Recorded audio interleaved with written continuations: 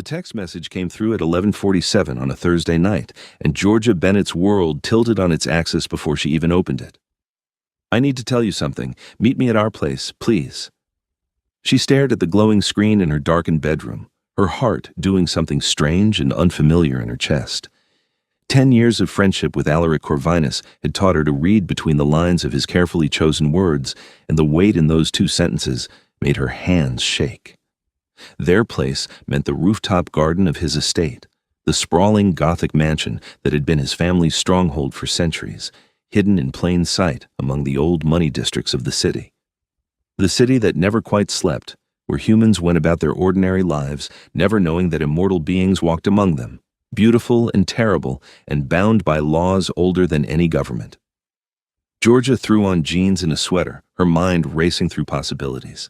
In the 10 winters since she'd stumbled into Alaric's world, quite literally bleeding out in an alley after a mugging gone wrong, she'd learned that vampires didn't do impulsive. They didn't reach out at midnight with cryptic messages unless something fundamental had shifted. She grabbed her keys, her phone, her courage, and headed out into the November cold. The drive through the city took 20 minutes, past glittering high-rises, and then into the older neighborhoods where architecture spoke of different eras, different sensibilities. She'd made this journey hundreds of times, but tonight felt different. The gates to the Corvinus estate opened automatically, recognizing her car, and she wound up the long driveway flanked by ancient oaks that had witnessed more history than any textbook could contain. The house rose before her like something from another time, all stone and stained glass and spires that shouldn't exist in a modern city but somehow did. She parked in her usual spot and made her way through the silent halls, past tapestries and portraits of pale-haired figures with crimson eyes, up the stone staircase that led to the rooftop access. Alaric was waiting among the winter roses. He stood with his back to her, hands clasped behind him, his white hair catching the moonlight like spun silver. He wore dark pants and a white shirt with the sleeves rolled to his elbows, and even from behind, everything about him radiated the kind of power that made mortals instinctively step back. Georgia had long since stopped being afraid of him, but she'd never stopped being awed. "You came," he said without turning, his voice that rich accented timbre that spoke of centuries and continents she'd only read about. "Of course I came. You scared me half to death with that message." She moved to stand beside him, looking out over the city lights spreading below them like fallen stars. "What's wrong?" Now he turned, and her breath caught the way it always did when she saw him fully. Alaric Corvinus was beautiful in the way ancient statues were beautiful, all perfect angles and marble skin and eyes the color of fresh blood in sunlight, deeper crimson than should be possible. His features were aristocratic, severe, softened only by the fullness of his mouth and the way his gaze, right now, held something she'd never quite seen before. "Nothing is wrong," he said quietly. "Everything is wrong. I cannot discern which. That's cryptic even for you." She tried for lightness, but her heart was hammering. "Talk to me, Alaric. 10 years of friendship means you don't get to shut me out now." 10 years? He repeated the words like a revelation, like a sentence. 10 winters you have been in my life, Georgia Bennett. 10 years since I found you dying in that alley, since I made the choice to save you instead of letting nature take its course." "I'm pretty grateful you did," she managed, though her throat felt tight. "Was that what you needed to tell me? Because I've thanked you about 1,000,000 times. I did not save you out of altruism." His gaze held hers, intense and unwavering. "I told myself I did. I told the council I acted on instinct, that humans should not be prey for common criminals when they could be protected by those with power. But I've had 10 years to examine my motivations, and I find them wanting." George's hands twisted together.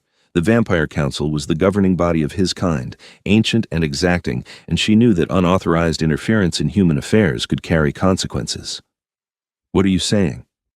"I'm saying that the moment I saw you, something in me recognized something in you.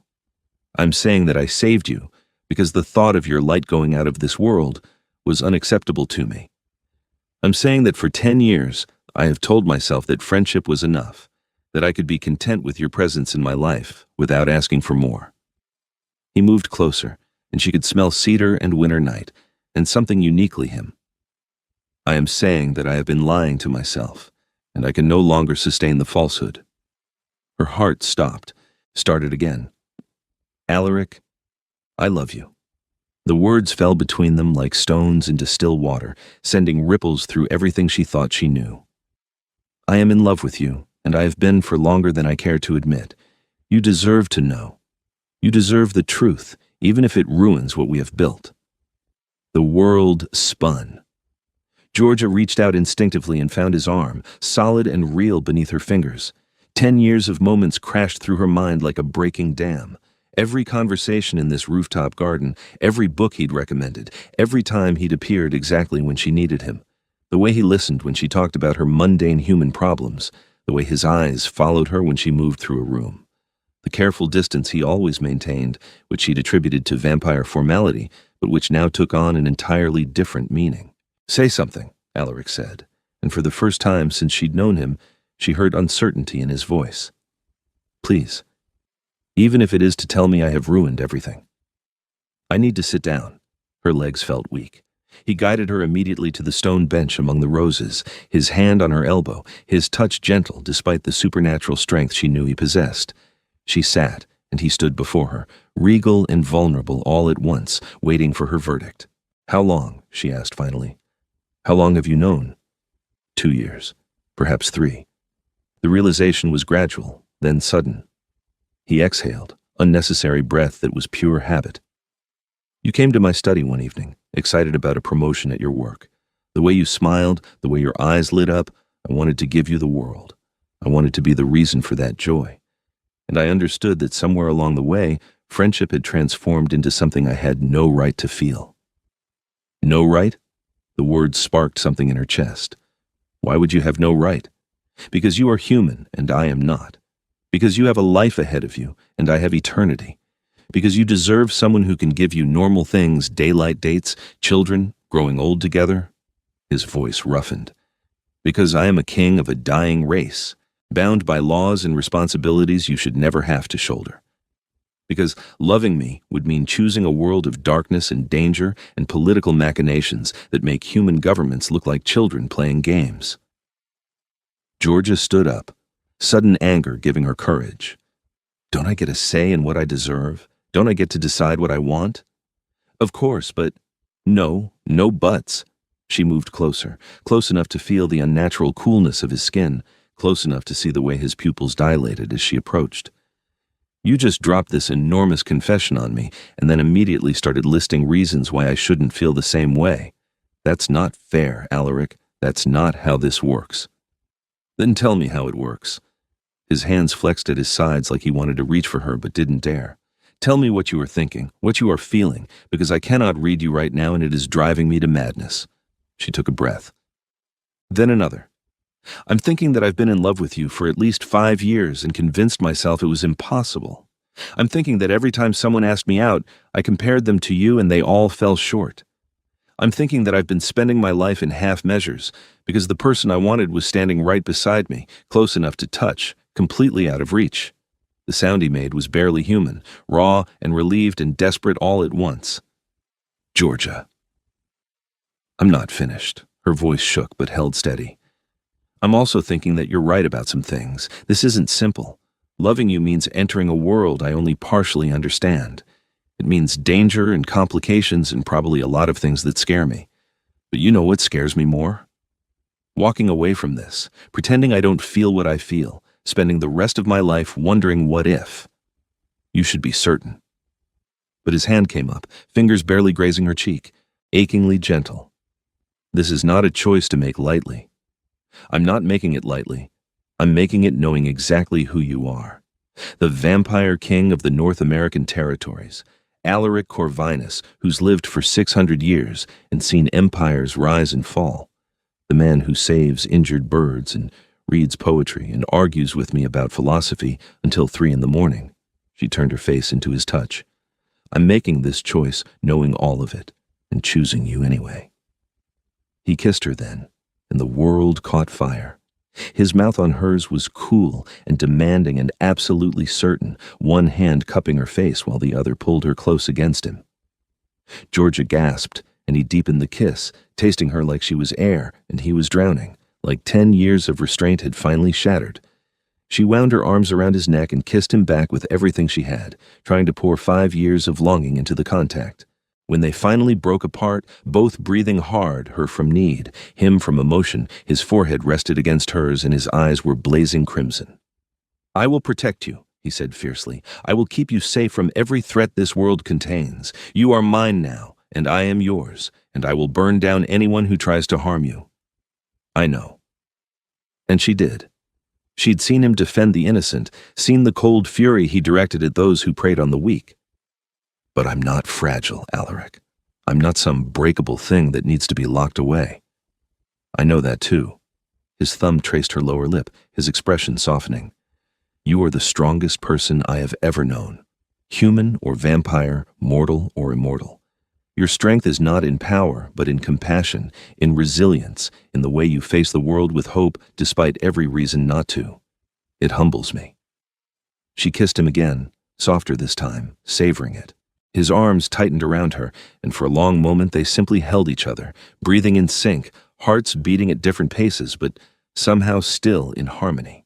"What happens now?" she asked finally. "Do we need to tell the council? Are there rules about this?" "There are always rules." He sighed but didn't release her. "The council will need to be informed. A vampire king taking a human mate is not forbidden, but it is complicated. There will be those who disapprove, those who see it as weakness." "Let them disapprove." Georgia pulled back enough to meet his eyes. "I'm not afraid of vampire politics." "You should be. They can be vicious." "Then it's lucky I have the vampire king on my side." She managed a small smile. "When do we tell them?" "The winter solstice gathering is in 3 weeks. The full council will be assembled. It would be the appropriate venue." His expression turned thoughtful. "Until then, we have time to prepare you, to ensure you understand what you're stepping into." "Okay." She took a breath, feeling the enormity of it settling over her. "Okay, teach me. Tell me everything I need to know."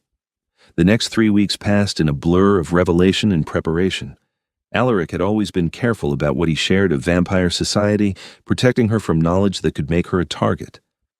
Now those barriers fell away, and Georgia found herself immersed in a world that was far more complex than she'd imagined. She learned that the vampire population was organized into ancient houses, each with their own territories and specialties. The Corvinus house was one of the oldest, tracing its lineage back to the original Turned Ones, and Alaric's position as king meant he held authority over all North American territories and had significant influence in the global council. She learned that vampires aged incredibly slowly once turned, that Alaric had been 28 in human years when he was transformed in the 15th century and would look that way for eternity. She learned about blood bonds and blood oaths, about the complex web of alliances and rivalries that governed vampire politics. "There will be 3 main factions at the gathering," Alaric explained one evening as they sat in his private study, fire crackling in the hearth.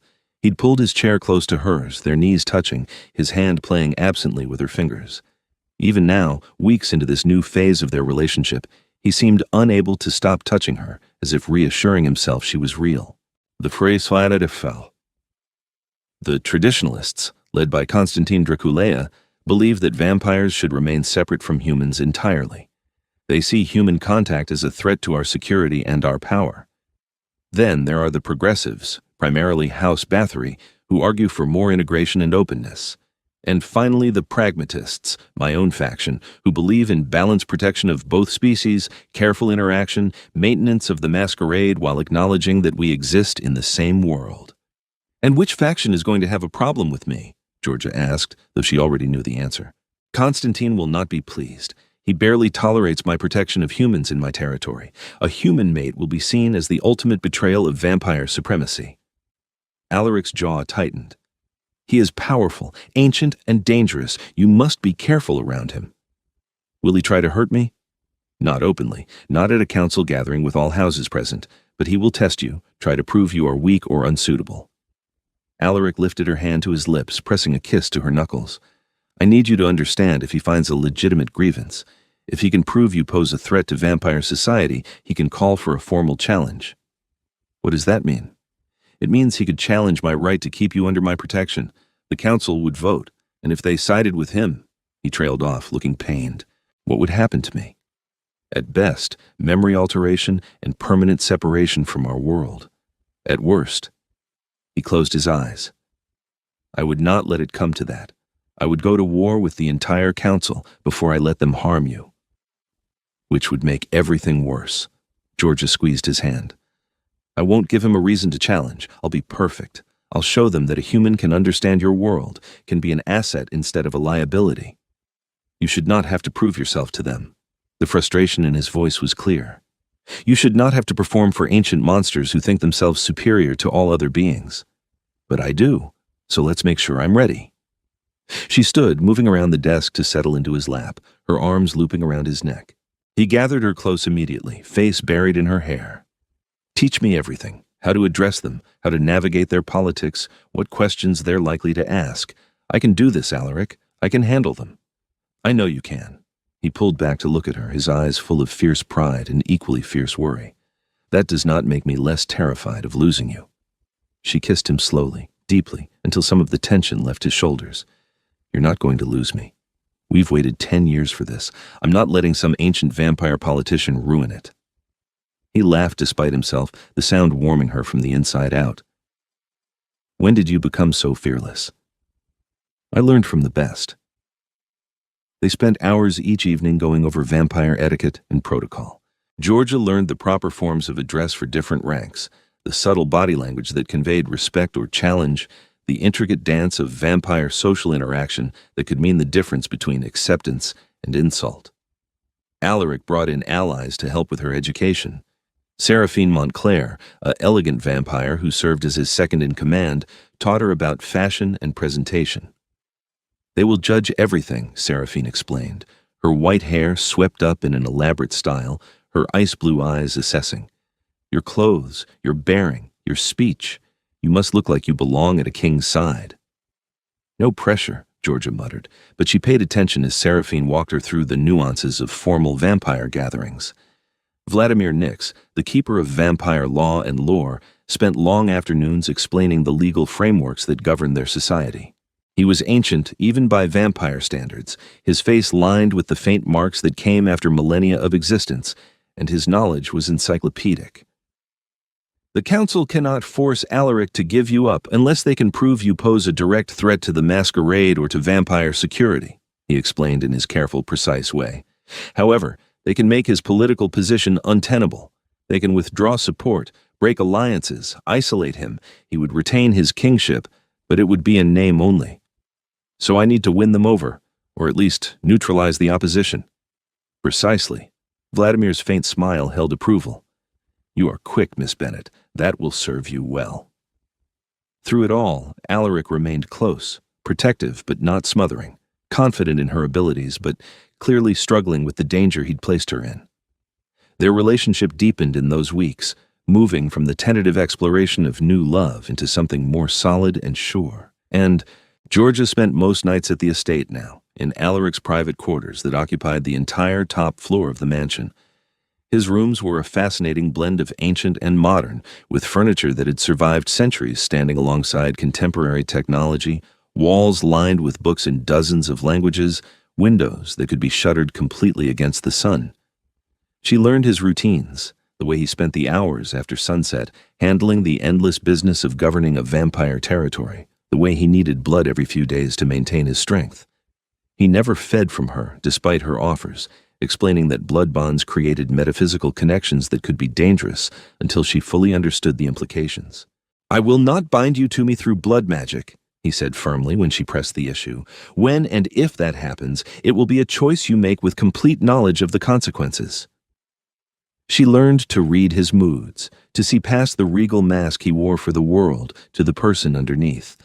The vampire who collected rare books and loved music, who mourned the friends he'd lost over centuries, and carried the weight of leadership with quiet grace, who looked at her like she was the most precious thing in his world and kissed her like he was drowning, and she was air. One night, 2 days before the winter solstice gathering, she woke in his bed to find him standing by the window, looking out over the sleeping city. Can't sleep? She asked softly, sitting up and pulling the sheet around her. I do not sleep as you do. A few hours every few days is sufficient. He glanced back at her, his expression unreadable. I did not mean to wake you. You didn't. What are you thinking about? He was silent for a long moment. Then, I am thinking that I have lived for 600 years and never been this frightened.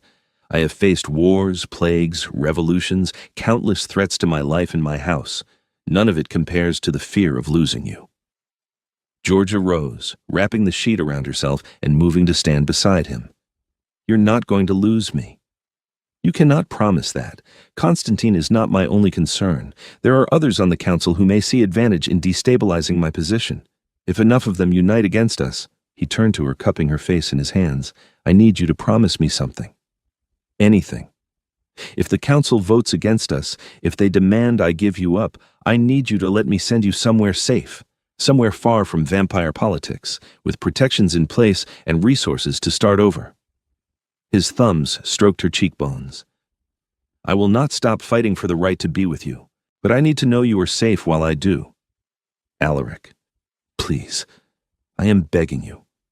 If I know you are safe, I can focus on changing their minds, on finding a way through the politics. But if you are here, vulnerable, a target for anyone who wants to weaken me, he closed his eyes. I cannot think clearly when I am terrified for your safety. She understood what it cost him to ask this, to show this vulnerability. Okay, I promise.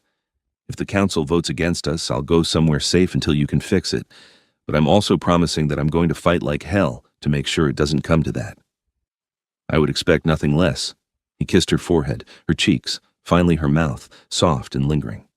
I love you, Georgia Bennett. Whatever comes, remember that. Remember that you have been the greatest gift of my very long life. I love you too, she whispered against his lips. And we're going to make them see that this is right, that we're right. The winter solstice gathering was held in a location that changed each year, some neutral ground where all houses could meet without political advantage. This year it was an ancient estate in upstate New York, a sprawling compound of buildings that had been in vampire hands since before the American Revolution. Georgia and Alaric arrived by car as the sun set on the shortest day of the year, driving through gates that opened onto manicured grounds already filling with vehicles. Vampires didn't need cars, but arriving in them was a show of conforming to human norms, of respecting the masquerade even in their own spaces. Stay close to me, Alaric said as they pulled to a stop. He was dressed formally, all black with silver accents that caught the light, his white hair pulled back to show the sharp beauty of his face. He looked every inch the king, powerful and remote and utterly in control. Georgia wore a deep burgundy gown that Seraphine had helped her choose, elegant and sophisticated without trying too hard. Her dark hair was swept up, her minimal jewelry carefully selected to convey confidence without ostentation. She looked like she belonged here, and that was entirely the point. Alaric came around to open her door, offering his hand to help her out. The moment her fingers touched his, some of the tension in his shoulders eased. They walked together toward the main building, his hand at the small of her back, possessive and protective. The entrance hall was breathtaking, all soaring ceilings and marble floors and chandeliers that threw prismatic light across walls, hung with tapestries older than the country they stood in. Vampires filled the space, dozens of them, maybe more, all white-haired and pale-skinned, and beautiful in that otherworldly way that made Georgia's human mind struggle to process them all at once. Conversations died as they entered. Heads turned. Georgia felt the weight of countless crimson gazes settling on her, assessing, judging, some curious, some hostile, most merely surprised. Alaric's hand pressed gently against her back, a reminder of his presence, his support. They walked through the crowd together, him nodding to various vampires, her keeping her expression calm and confident despite the hammering of her heart. Alaric Corvinus. The voice cut through the murmur of conversation, deep and accented and carrying clear disdain. I see the rumors are true. You have brought a pet to a council gathering. Georgia didn't need to be told who this was. Constantine Draculea stood near the center of the hall, surrounded by his own people, and he looked like something out of a nightmare. Taller than Alaric, built broader, with features that were handsome in a harsh way and eyes that held no warmth whatsoever. He wore deep crimson and black, and the weight of his age pressed against the room like a physical thing. Constantine. Alaric's voice was cool, controlled. May I introduce Georgia Bennett, my intended mate. Georgia, this is Constantine Draculea, House Leader of the Eastern Territories. Georgia executed the formal bow that Seraphine had taught her, the one that showed respect without subordination. House Leader Draculea, it is an honor to meet you. Constantine's eyes raked over her with open contempt. A human, at a council gathering. In my 600 years, I have never witnessed such a breach of protocol. Protocol changes with necessity, Alaric said calmly. As you well know, considering how many protocols you yourself have revised over the centuries. For the benefit of our kind, not to accommodate mortal whims. Constantine moved closer, and Georgia had to fight the instinct to step back. He radiated menace, ancient and absolute. Tell me, little human, what makes you think you are worthy of a vampire king? What could you possibly offer that one of our own kind could not provide tenfold? This was the test. Georgia had known it was coming. She met his gaze steadily, refusing to be intimidated. I don't claim to be worthy by your standards, House Leader. I only know that Alaric and I chose each other freely, with full understanding of the complications involved. As for what I offer that is between him and me, not subject to your approval or disapproval. A ripple went through the crowd. Several vampires made sounds of surprise or outrage. Constantine's expression didn't change, but something flickered in his eyes. Bold. Foolish, but bold. He turned his attention to Alaric. You realize this cannot stand.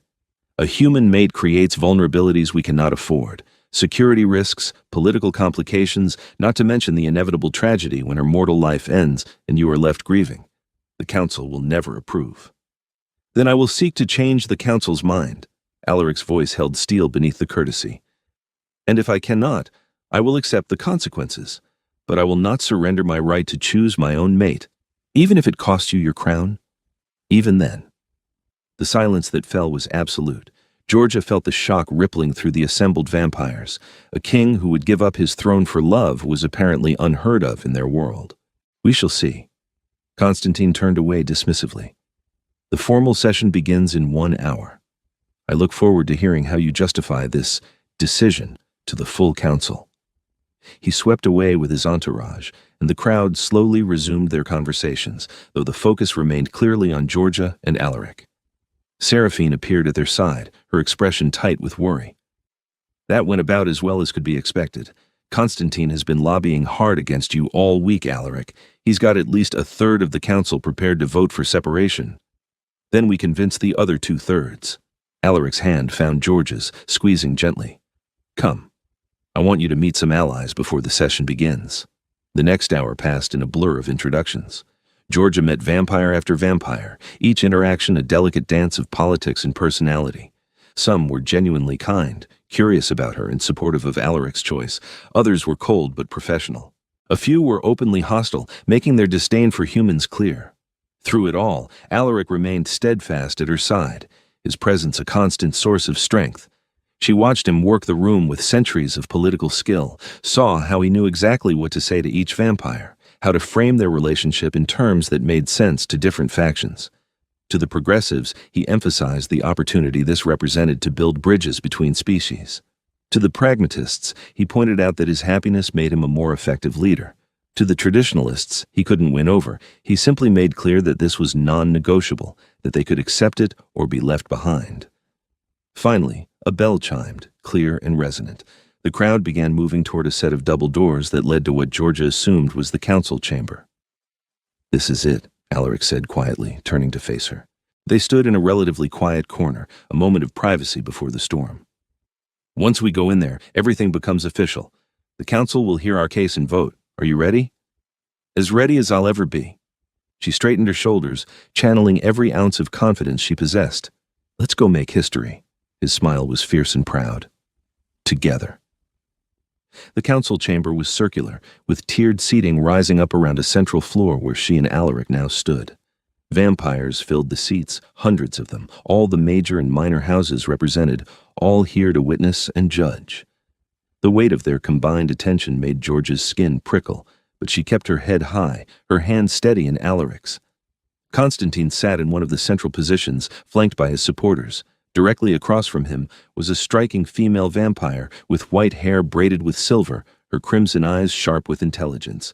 Elizabetta Bathory, Georgia realized, leader of the progressive faction. A third vampire, ancient beyond measure with white hair that fell to his waist and eyes that had seen the rise and fall of empires, raised his hand for silence. Vladimir Nix had told her about this one. Dragomir Tepes, the eldest of the council, the one who had helped forge the original laws that governed their kind. "We are gathered on this winter solstice to address an unprecedented matter," Dragomir's voice carried through the chamber without effort. "Alaric Corvinus, king of the North American territories, has declared his intention to take a human mate. He has brought said human before this council to seek formal recognition of their bond. House leader Corvinus, you may present your case." Alaric stepped forward slightly, his bearing regal, his voice clear and unwavering. "Honored council, I come before you not to ask permission for my choice, but to request your recognition of a bond that already exists. Georgia Bennett and I have known each other for 10 years. In that time, she has proven herself trustworthy, discreet, and worthy of the knowledge she holds regarding our kind. My feelings for her have grown from friendship into love, and I wish to formalize our relationship according to both human and vampire law." "Human law is irrelevant to this council," Edita Constantine interrupted. "You speak of love as if it matters. You are a king, Alaric. Your choices affect our entire race. Taking a human mate creates weaknesses that our enemies can exploit. It sends a message that we consider humans our equals when they are clearly not. It is a betrayal of everything our kind stands for." "Is it?" Elisabetta Bathory spoke up, her voice cutting through Constantine's words like a blade. "Or is it an evolution? We live in the 21st century, not the 15th. The world has changed, and we must change with it or risk becoming irrelevant. A vampire king who can build genuine bridges to the human world is an asset, not a weakness." "Bridges?" Constantine's laugh was harsh. "She is one human. What bridge does that build? It builds nothing except a vulnerability. When she dies in 50 years, 60 if she is lucky, Alaric will be devastated, weakened, possibly unstable. We have all seen what grief can do to our kind. Would you have a grieving, unstable vampire as king of an entire continent?" The point hit home. Georgia could see vampires nodding, see the concern in their faces.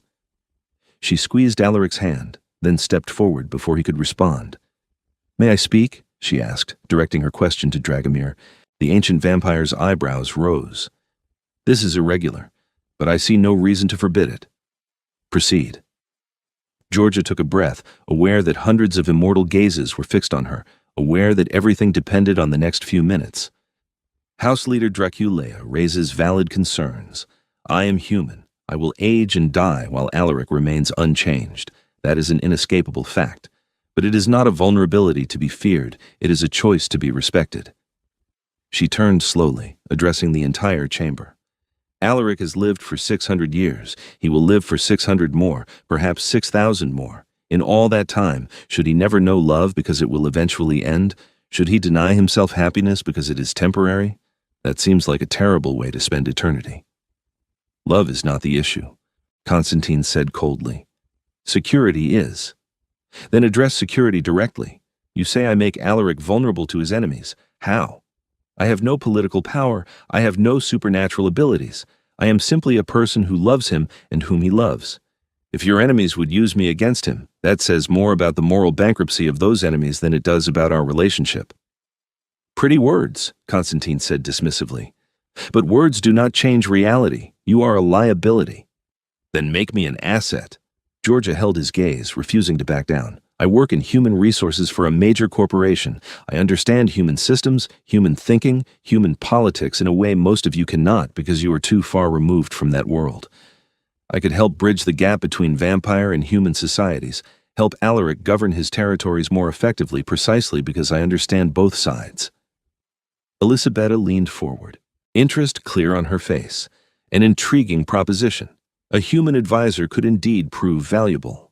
"Or it could be a security disaster waiting to happen," Constantine countered. "One moment of weakness, one slip of the tongue to the wrong person, and the masquerade is compromised. Our survival depends on secrecy. Trusting that secrecy to a human is insanity." "I have kept your secrets for 10 years, Georgia said quietly. 10 years of knowing vampires exist, of being part of Alaric's world, and I have never told a soul. Not my family, not my friends, not anyone. Because I understand what is at stake. Because I respect your need for secrecy and your right to exist without human interference. 10 years is nothing to our kind, Constantine said. A blink, an instant. What about 20 years from now? 30? When age begins to claim you and you grow bitter about the youth and power you can never have? When you resent Alaric for remaining young while you wither? Will you keep our secrets then? The question struck at something deep. Georgia felt the fear behind it, the very real concern that human resentment could turn dangerous. She thought carefully before responding. I won't lie and say I'm not afraid of aging while Alaric stays the same. That's a reality I'll have to face. But resentment? No. I went into this with my eyes open. I chose this knowing exactly what it meant. And if there comes a time when the age difference becomes too much, when I feel like I'm holding him back or when the relationship no longer serves us both, we'll face that honestly. But that's decades away, and it's a problem for future us to solve, not a reason to deny ourselves happiness now. Dragomir spoke up, his ancient eyes thoughtful. You speak with wisdom unusual for one so young. Tell me, child, what do you believe you bring to this bond beyond what you have already stated? Why should this council recognize you as mate to a vampire king? This was the heart of it. Georgia looked at Alaric, saw the love and fear and hope in his eyes, then turned back to the council. I bring nothing special. I'm not particularly beautiful or brilliant or talented. I'm not a warrior or a scholar or anyone of significance. I'm simply someone who sees Alaric not the king, not the powerful vampire, but the person underneath all of that. I see his loneliness and his strength, his wisdom and his doubts, his fierce protectiveness and his gentle heart. I see all of him, and I love all of him. And that is what I offer. The chance for him to be fully known, fully loved, not for his power or position, but for who he actually is. The silence that followed was profound. Georgia saw several vampires exchange glances, saw something shift in the room's energy. Alaric stepped up beside her, his voice thick with emotion. In 600 years, no one has ever understood me the way Georgia does. No one has ever made me feel less alone in the eternity that stretches before me. She is right. What we have is temporary by your standards, but it is also precious beyond measure, and I will not give it up. If this council demands I choose between my crown and my love, I choose love. The reaction was immediate and intense. Vampires began talking over each other, arguments breaking out across the chamber. Constantine rose to his feet, fury clear on his face. You would abandon your responsibilities, abdicate your throne for a human? His voice cut through the chaos. This is exactly the weakness I warned about. He is already compromised, already willing to put her above the good of our kind. We cannot allow this to continue. Enough! Dragomir's voice rang out with absolute authority. The chamber fell silent instantly. We will now vote. All those in favor of recognizing Georgia Bennett as mate to Alaric Corvinus and thereby granting her formal protection and status within vampire society signify by raising your hand. Georgia held her breath. This was it. The moment everything either began or ended. Hands rose throughout the chamber. Elisabetta's immediately, along with most of the progressive faction. Then pragmatists, vampires who had worked with Alaric and trusted his judgment. More hands scattered throughout the tiers. But not enough. Georgia could see it even before the count was finished. The traditionalists sat with hands firmly down, along with enough others that the vote was clearly going to fail. Dragomir surveyed the chamber, his expression unreadable. Those opposed? More hands rose. Constantine's faction, plus others who feared the precedent this would set. The balance was clear opposition, outnumbered support. The vote is, Dragomir began, but Alaric interrupted. Wait. He stepped forward, and something in his bearing made everyone stop. Before you finalize this vote, I ask the council to consider one more factor. Constantine is right that my willingness to choose Georgia over my crown reveals where my priorities lie. So I will make this simple. He looked directly at Constantine. If this council votes to deny recognition of our bond, I will abdicate immediately. I will step down as king of the North American territories and remove myself from all council positions. You will need to choose a new king, navigate the political chaos that will create, and do it all while explaining to the territories why their king gave up his crown. Shock rippled through the chamber. Seraphine looked stricken. Even Elisabetta appeared surprised. Constantine's eyes narrowed. You are bluffing. I am not. I have served this council for 300 years. I have governed my territories with wisdom and strength. I have earned the right to choose my own happiness, and if you will not grant me that, then I will find it elsewhere. Alaric's voice was absolutely steady. So vote however you wish, but know that the consequences of denying this bond extend far beyond Georgia and me. The silence was absolute. Georgia could see vampires reconsidering, doing the political calculus.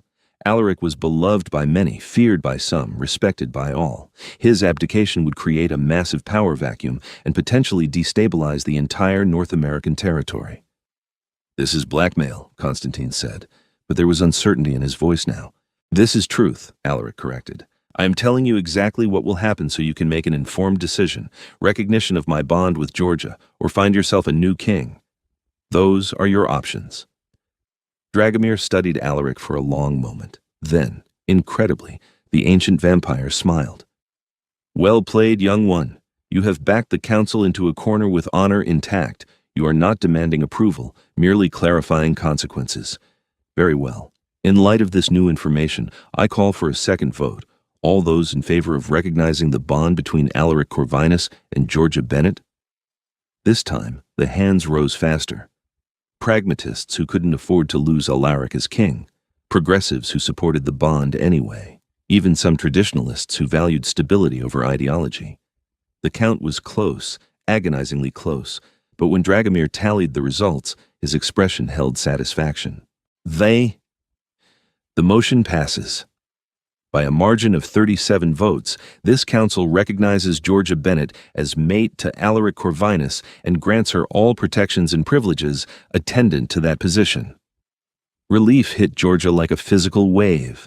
Her knees went weak, and only Alaric's arm around her waist kept her upright. He pulled her close, his face buried in her hair, his whole body shaking with released tension. Around them, the chamber erupted in conversation, some vampires pleased, others clearly unhappy, everyone processing what had just happened. Constantine rose and stalked out without a word, several of his faction following. But Elisabetta came down from her seat, approaching them with a warm smile. Congratulations to you both. That was masterfully done, Alaric, and you, Georgia, you handled yourself with grace and courage. I look forward to working with you.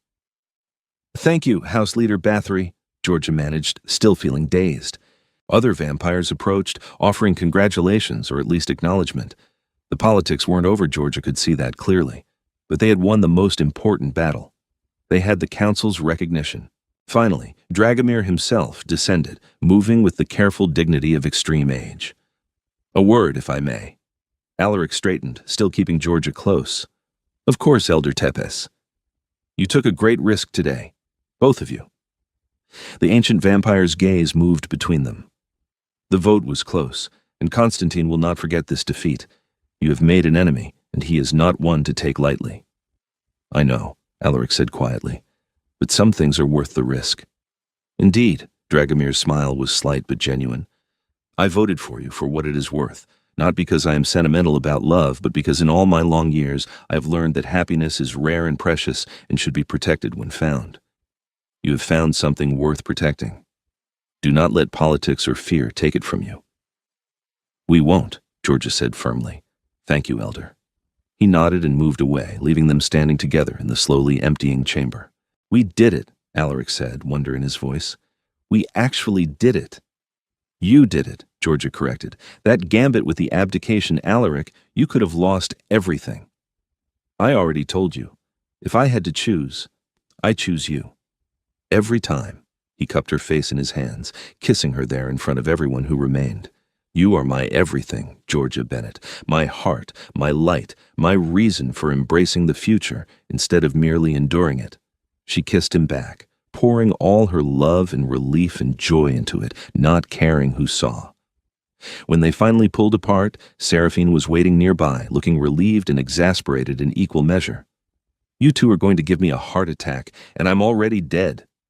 Come on, there's a celebration feast, and you need to make appearances, political capital to rebuild and all that. The feast was held in a grand ballroom, tables laden with food for the few vampires who still ate and elaborate displays purely for aesthetics. Music played, conversations flowed, and Georgia found herself caught up in a whirl of introductions and politics. But through it all, Alaric stayed close, his hand finding hers whenever possible, his gaze tracking her across the room when they were briefly separated. She could feel the depth of his relief, the way something that had been clenched tight in him for weeks had finally relaxed. Late in the evening, he pulled her out onto a balcony that overlooked snow-covered grounds, needing a moment of quiet away from the crowd. "Are you all right?" he asked, drawing her into his arms. "That was intense. You were magnificent, but it must have been overwhelming." "I'm okay. Better than okay."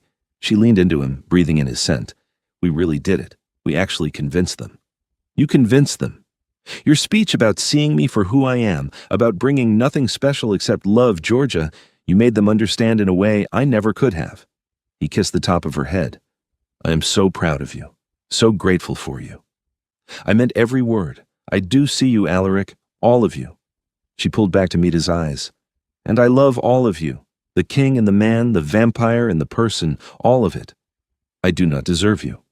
"Probably not, but you're stuck with me anyway." She smiled up at him, feeling giddy with relief and happiness. "So what happens now? We just go back to our lives, except now with official vampire approval?" "More or less. There will be paperwork, formal contracts to sign, protections to put in place. You will need to learn more about vampire law and politics, meet with various house leaders to build alliances." He traced her cheekbone with his thumb. "But essentially, yes. We go back to our lives, together, officially, permanently." "I like the sound of that." She stood on her toes to kiss him. "Take me home, Alaric. I've had enough of vampire politics for one night." He laughed, the sound full of pure joy. "As you wish, my love." They made their excuses and left the gathering, driving through the cold December night back toward the city.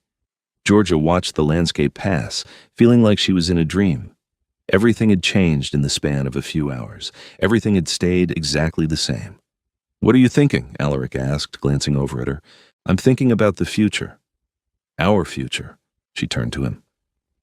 "We never really talked about the practical details, where we'll live, how we'll handle my family, what happens to my career. There's so much to figure out. We will figure it out together." His hand found hers across the console. "But for tonight, can we simply exist in the knowledge that we have won the right to be together? Tomorrow will bring complications enough." "Tomorrow," she agreed. "Tonight, I just want to be with you." They arrived back at the estate as midnight approached, the mansion rising dark and majestic against the winter sky. Inside, the halls were quiet, the staff having made themselves scarce to give them privacy. Alaric led her up to his quarters, and for a while they simply held each other, the enormity of the evening slowly settling into something real and tangible. "I was so afraid," he admitted quietly as they lay together in his bed, her head on his chest, his fingers running through her hair. "When Dragomir called the first vote and it was failing, I thought I had lost you. I thought my gambit with the abdication would not be enough. But it was. We made it."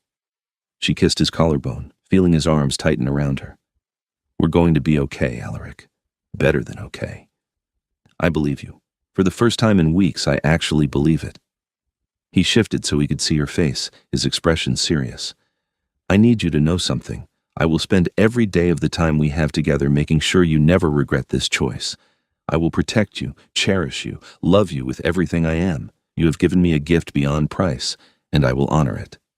I know you will, and I'll do the same for you." She cupped his face, seeing herself reflected in those crimson eyes. "We're going to build something beautiful. Alaric, I can feel it." He kissed her then, slow and deep and full of promise. And for the first time since he'd sent that midnight text weeks ago, Georgia felt the last of her fear melt away.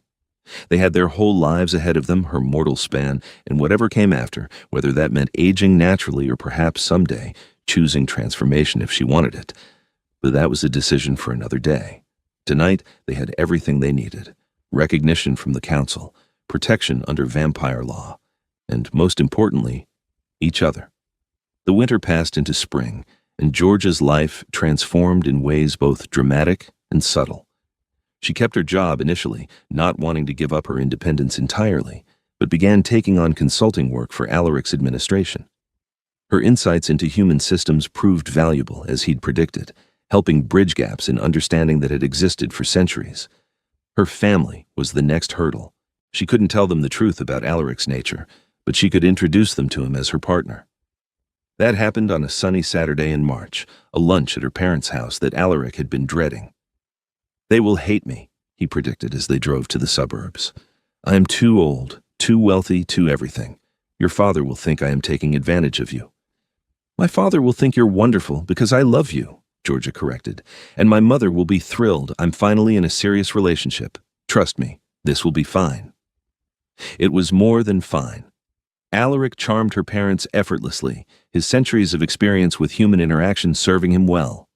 He was respectful without being stiff, attentive without being overbearing, and clearly devoted to Georgia in a way that even her initially skeptical father couldn't deny. "He's good for you," her mother said later as they cleared dishes while Alaric and her father talked in the living room.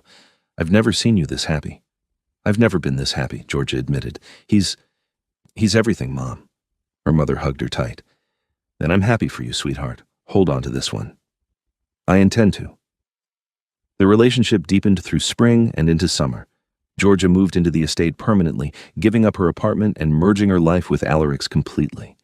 It was an adjustment living in a house full of vampires, navigating the politics that constantly swirled around a king, learning to split her time between the human world of her job and family and the vampire world that now claimed equal space in her life. But it was also wonderful. She woke each evening as the sun set to find Alaric reading beside her or working quietly at his desk, always with a smile when he noticed she was awake. They spent long nights talking about everything and nothing, exploring the city together, building the kind of deep partnership that came from truly knowing each other. The council acceptance helped, but there were still vampires who disapproved. Constantine remained a distant but constant threat, his faction making periodic attempts to undermine Alaric's position. But Alaric handled each challenge with the skill of someone who had been navigating politics for centuries, and gradually even the opposition began to accept that Georgia was a permanent fixture. She proved herself valuable in ways beyond her initial role. When tensions arose between vampire territories and human authorities over zoning laws, Georgia was able to negotiate solutions that satisfied both sides. When younger vampires struggled to adapt to modern technology and culture, she helped bridge that gap. She became, slowly but surely, an integral part of Alaric's administration. "You have a gift for this," Seraphine told her one evening as they worked together on a particularly complex negotiation. "For seeing connections others miss, for finding common ground. Alaric was right to fight for you. You make his reign stronger." "I'm just doing what makes sense," Georgia said, but she couldn't deny the satisfaction it brought. She'd feared being useless in Alaric's world, a liability he had to protect. Instead, she'd found purpose and place. But it wasn't all politics and work. There were quiet moments, too. Lazy Sundays spent reading together in the library, midnight walks through the estate gardens, conversations that stretched until dawn about philosophy and art and the nature of existence. And there was love. So much love it sometimes overwhelmed her. The way Alaric looked at her like she hung the moon. The way he listened to her opinions with genuine interest. The way he held her when she was sad or scared, offering comfort without trying to fix everything. The way he made her laugh, even after centuries of life maintaining a sense of humor and playfulness. One night in late summer, they stood together on their rooftop garden, the place where he'd first confessed his love. The city spread below them, lights twinkling like captured stars. "Do you ever regret it?" Alaric asked quietly. "Choosing this life? The complications and dangers that come with loving me?" Georgia turned to him, seeing the vulnerability beneath the question. Even now, after months together, he still sometimes doubted. "Never. Not even for a second. Do you regret choosing me?" "How could I? You are the best thing that has ever happened to me." He pulled her close, resting his chin on top of her head. "I simply want you to be happy, to feel fulfilled. If this life is not enough, it's more than enough. It's everything." She pulled back to look at him. "Alaric, I'm happier than I ever imagined being. Yes, it's complicated sometimes. Yes, there are challenges, but I wouldn't trade this for anything." He kissed her, deep and thorough, pouring all his love into the contact. When they broke apart, his eyes were bright with emotion. "I want to give you something," he said, reaching into his pocket. He pulled out a small velvet box and George's breath caught. "Alaric, this is not a human proposal," he said quickly. "We are already recognized as mates by vampire law. But I know human customs matter to you, and I want to honor that. I want the world to know you are mine, and I am yours in every way possible." He opened the box, revealing a ring that took her breath away, an antique ruby surrounded by diamonds, set in platinum that gleamed in the moonlight. "This belonged to my mother," he continued softly. "The only piece of my human life I still possess. She gave it to me before she died, told me to give it to someone worthy. I have carried it for 600 years, waiting for the right person. Georgia Bennett, will you marry me? Will you be my wife in human law as you are already my mate in vampire law?" Tears streamed down her face as she nodded. "Yes. Yes. Absolutely yes." He slipped the ring onto her finger, a perfect fit, and kissed her again as she laughed and cried at the same time. Below them, the city continued on, oblivious to the moment unfolding above. They married on the autumn equinox, a ceremony that blended human and vampire traditions in ways that had never been done before. Georgia wore white, traditional, and beautiful, while Alaric wore black with silver accents that matched his hair. The guest list was a carefully balanced mix of her human family and friends, who thought they were attending a somewhat eccentric but ultimately normal wedding, and vampires who knew exactly what this represented. Seraphine served as Georgia's maid of honor, managing the complex logistics with aplomb. Vladimir Nix officiated, his ancient authority lending weight to vows that bound mortal to immortal in ways both legal and mystical. "Do you, Alaric Corvinus, take this woman to be your wife, to love and cherish for all the days of her life and beyond?" Vladimir asked. "I do," Alaric said, his voice steady and sure. "For all the days of her life and beyond, she is mine, and I am hers." "And do you, Georgia Bennett, take this vampire to be your husband, accepting all that entails, both joy and burden, for as long as you both shall live?" Georgia looked into Alaric's crimson eyes and saw her future reflected there, complicated and challenging and absolutely right. "I do, for as long as we both shall live, and whatever comes after." The kiss that sealed their vows was witnessed by two worlds, and when they pulled apart, both human and vampire guests erupted in applause. The reception was magnificent, held in the estate's grand ballroom with music and dancing and food and drink for everyone. Georgia danced with her father, who told her he was proud of her. She danced with Alaric, who held her like she was the most precious thing in existence. Late in the evening, Elisabetta Bathory approached them with a warm smile. "Congratulations again. You have done something remarkable, truly bridged our worlds in a way that benefits both. I hope you know the progressive faction supports you completely." "Thank you, House Leader," Georgia said sincerely. "Your support has meant everything. Please call me Elisabetta. We are family now, in the broader sense." She glanced at Alaric. "Take care of her, and let her take care of you. You both deserve happiness." "We will," Alaric promised. Even Constantine made a brief appearance, offering stiff congratulations that seemed genuine, despite the tension that still existed between them. "You have made your choice, Corvinus. I still believe it is a mistake, but I will respect the council's decision. I wish you both well. It wasn't forgiveness or acceptance, but it was détente. Georgia would take it." As the night wore on and guests began to depart, Georgia found herself standing with Alaric on their balcony, looking out over the grounds where their life together had truly begun. "Mrs. Corvinus," Alaric said, testing the name, "how does it feel?" "Perfect," she said honestly. "Everything about this feels perfect." "I have something else for you." He handed her a small leather journal, clearly old but well-preserved.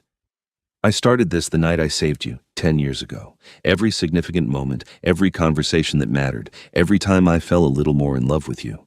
I have documented it all. I wanted you to have it, to know that every moment mattered, that none of it was wasted." Georgia opened the journal with shaking hands, seeing Alaric's elegant handwriting filling page after page. Tears blurred her vision as she read the first entry. "Tonight I found her. I do not yet know why she matters, only that she does. I saved her life, and in doing so, perhaps saved something in myself I thought long dead. Her name is Georgia, and I suspect she will change everything." "You did," she whispered. "You changed everything." "As did you, my love, as did you." They stood together as the last guests departed, as the night deepened around them, as their future spread out bright with possibility. The road ahead would not be easy mortality, and immortality were never simple bedfellows. but they would face it together, armed with love and acceptance and the unshakable knowledge that some things were worth fighting for. Years passed, measured in the turning of seasons and the small moments that made up a life. Georgia continued her work, becoming increasingly valuable to Alaric's administration and gaining respect even from vampires who had initially opposed their union. Alaric governed his territories with wisdom and strength, but now with a lightness that hadn't existed before, a joy in existence that transformed his leadership. They traveled together, exploring the world in ways Georgia had never imagined. Alaric showed her places he'd lived centuries ago, shared stories of history he'd witnessed firsthand. She showed him the world through human eyes, helping him see beauty and wonder in things he'd taken for granted. The question of transformation hung between them, unspoken for years. Alaric never pressured her, never suggested she should become vampire to match his immortality. But as Georgia entered her 30s and then her 40s, the reality of aging began to assert itself. "I've been thinking," she said one evening as they sat together in their study. She was 47 now, her dark hair showing threads of silver, fine lines appearing around her eyes. Alaric remained exactly as he'd been at 28, untouched by time. "About?" he asked, looking up from his book. "About forever." She met his gaze steadily. "About what happens when I get old and you stay young. About whether I want to watch myself age while you remain perfect. About transformation." He set down his book, giving her his full attention. "I have told you the choice is yours entirely. I will love you whether you remain human or choose to become like me. There is no pressure, no expectation. I know, but I need to make a choice eventually, and I think I'm ready." She took a breath. "I want to transform. Not because I'm afraid of aging, but because I want more time with you. I want centuries, not just decades. I want to see what our life together could become with that kind of time ahead of us." Emotion flickered across his face, hope, fear, love all tangled together. "Are you certain? Transformation is irreversible. You would be giving up sunlight, giving up your humanity, giving up the possibility of children. These are not small things. Georgia." "I know. I've thought about it for years. And yes, I'll miss sunlight. I'll miss some aspects of being human, but I'll gain so much more. Time with you. The chance to truly be your equal in this world instead of always slightly outside it. The ability to stand beside you not just for my lifetime but for yours." She took his hands. "I'm ready, Alaric. I want this." He pulled her close, holding her tight. "Then we will do it. But not tonight. There are preparations to make, rituals to observe, the council to notify. Transformation is serious business in our world. I can wait a little longer, as long as I know it's coming." The preparations took months. Georgia had to undergo extensive education about vampire existence, learn the laws that would govern her new life, understand the changes that would remake her body and mind. She met with Vladimir Nix repeatedly, absorbing centuries of vampire lore and law. She also had to say goodbye to her human life. That was the hardest part. She couldn't tell her family the truth, so she had to create a job opportunity overseas that would take her away for years. Her parents were sad but supportive, proud of her adventures even as they missed her. "You'll visit though, right?"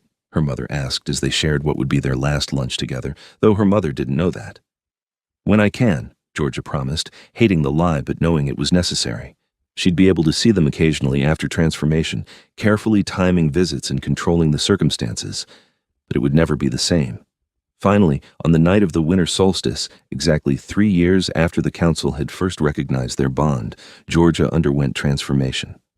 The ritual took place in a private chamber deep beneath the estate, attended only by Alaric and Vladimir Nix.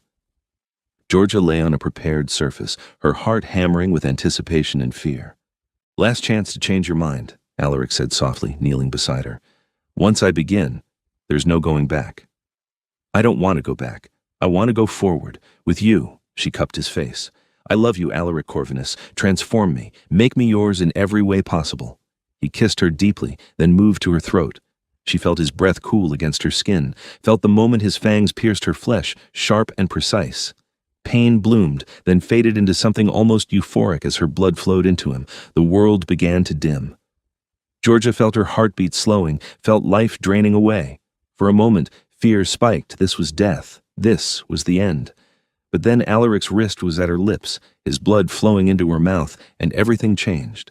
Power flooded her system, remaking her from the inside out. Her heart stopped, then started again with a different rhythm. Her senses exploded, suddenly perceiving things she'd never noticed: individual dust motes in the air, the sound of movement 3 floors above, scents she had no names for. The transformation took hours. Georgia was aware of Alaric holding her through the changes, his voice a constant reassurance as her body rewrote itself. Pain came in waves, then receded. Her human self died, and something new was born. When she finally opened her eyes, the world looked different, sharper, clearer, more. She looked at her hands and saw they were now pale as marble, her skin taking on the luminous quality all vampires possessed.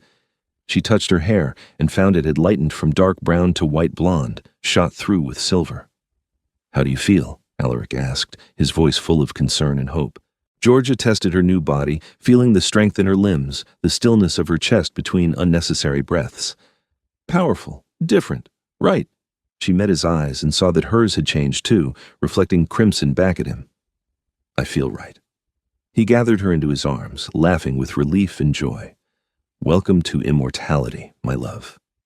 The first months of vampire existence were an adjustment. Georgia had to learn to control her new strength, to navigate heightened senses that could be overwhelming. She had to learn to feed, to take blood without killing, to exist in darkness and avoid sunlight entirely. But she also discovered joys she'd never imagined, moving with supernatural speed and grace, hearing music in entirely new ways, perceiving beauty in things her human eyes had missed, and most of all, looking at Alaric and knowing they had true forever ahead of them now.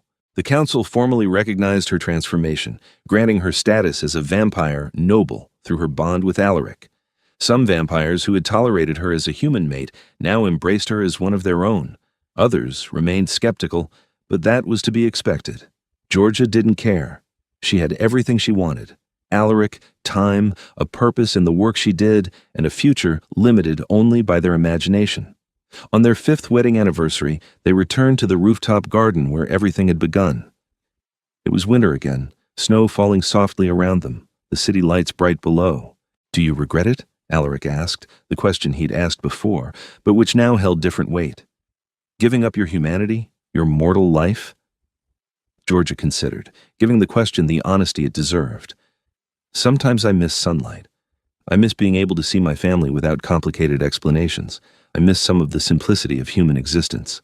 She turned to him, taking his hands. "But I don't regret it. Not for a second. Because I gained so much more than I lost. I gained you, truly and completely. I gained time to build something meaningful. I gained power to make real change in both worlds. And I gained the certainty that our love story doesn't have to end, that we can keep writing it for as long as we both exist." "I love you," he said, pulling her close. "I loved you human, and I love you vampire. I will love you through whatever comes next. I love you too, my best friend, my husband, my everything." They kissed as snow fell around them, two immortals at the beginning of forever, bound by love that had started in friendship and grown into something that would outlast empires. The years stretched ahead, full of possibility and promise. They would face challenges. Vampire politics never stopped, and the world constantly changed around them. But they would face it together, equal partners in every way that mattered. Georgia Bennett, now Georgia Corvinus, looked at her husband and saw her entire future reflected in his crimson eyes. A future without end, without limits, bound only by love and choice and the commitment they'd made to each other. And it was perfect. 10 years of friendship had led to this moment, this life, this love. Every moment of those 10 years had mattered, every conversation and shared silence, every time they'd stood side by side facing the world together. All of it had built the foundation for forever. "What are you thinking about?" Alaric asked softly. "About how it all started. That night you saved me in the alley. If you'd walked past, if you'd made a different choice, none of this would exist. I could never have walked past you. Even then, some part of me knew you were meant to be mine." He pressed a kiss to her temple. "Fate, destiny, cosmic coincidence, call it whatever you like, but we were always meant to find each other. Then I'm grateful to whatever force brought us together." She leaned into him, content and complete. and I'm grateful for every moment we've had and every moment still to come. Above them, stars wheeled through the winter sky, ancient and constant. Below them, the city pulsed with life, humanity going about their business, unaware of the immortals who watched over them. And between them, Georgia and Alaric held each other, two souls bound across the boundaries of mortality and immortality by something stronger than either. Love. Simple, complicated, powerful, and eternal. The vampire king and his mate, the human who became immortal, writing their story across the centuries with each day, each moment, each choice to love despite every obstacle. And they lived, truly lived, happily ever after in the way that only immortals cannot until death did them part, but until the stars burned out and time itself ended. Together, always together, forever.